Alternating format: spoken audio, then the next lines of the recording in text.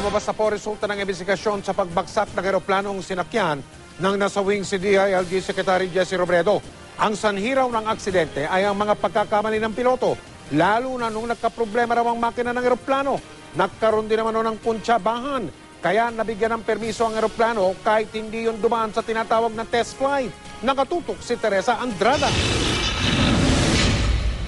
Halos 3 buwan mula nang mamatay sa plane crash si DILG Secretary Jesse Robredo, lumalabas sa investigasyon ng Civil Aviation Authority of the Philippines na naiwasan sana ang aksidente kung sinunod lang ang mga patakaran sa pagpapalipad ng mga eroplano. Mismong si Pangulong Noynoy Aquino pa ang nagsapubliko sa resulta ng investigasyon.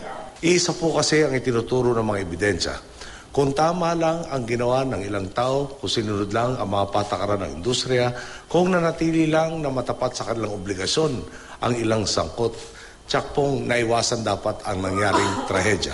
August 18, 3:07 ng hapon, nag-take off sa Mactan International Airport sa Cebu ang Piper Seneca plane na pinupiloto ni Captain Jessup Bahinting at co-pilot na si Tits Chan, lulan sina Robredo at aide na si June Abrazado.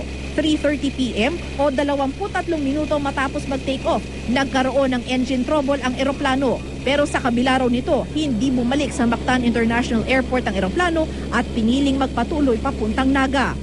4:07 p.m. bumigay na ang kanang makina. Noong mga oras na yon ang eroplano nasa layo ng 71 kilometro na mula sa Mactan Airport at 33 kilometro mula sa Masbate Airport. 18 minuto lang ang lumipas. 4:25 p.m. bumagsak na ang eroplano.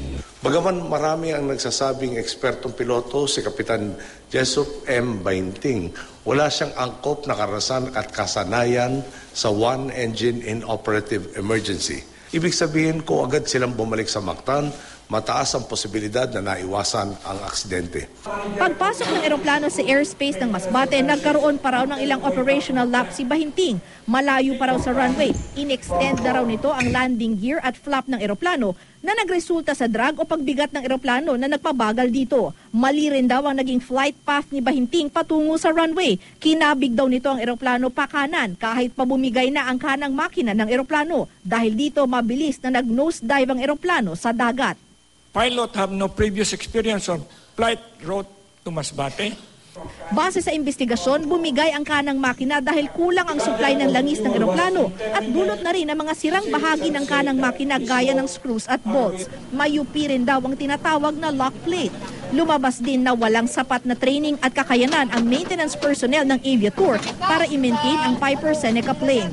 Pero ang mabigat, lumabas na nagkaroon ng kunsabahan sa pagitan ng Aviatur na pag-aari ni Bahinting at ilang opisyal ng CAAP.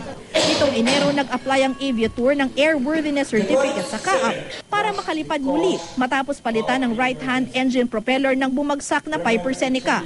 Kailangan ng test flight para maibigay ang certificate. Pero lumalabas na dinaya ang test flight permit na nakuha ng Aviatur.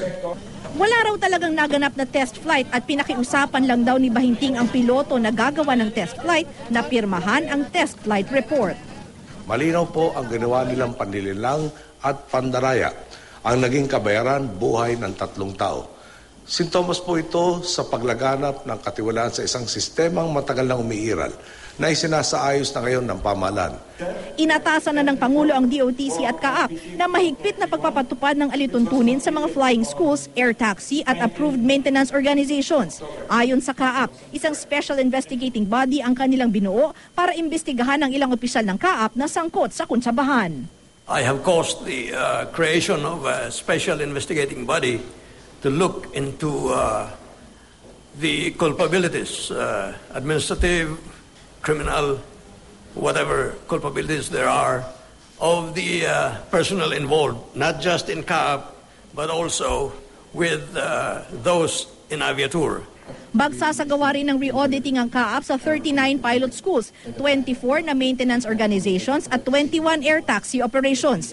Ayon kay DILG Secretary Marrojas na namuno noon sa search and rescue operations, sa paglabas ng resulta ng investigasyon, nagkaroon na ng closure sa insidente. Medyo may closure tayo. Nakita natin yung kompletong investigasyon. Teresa Andrada, Nakatutok, 24 Oras.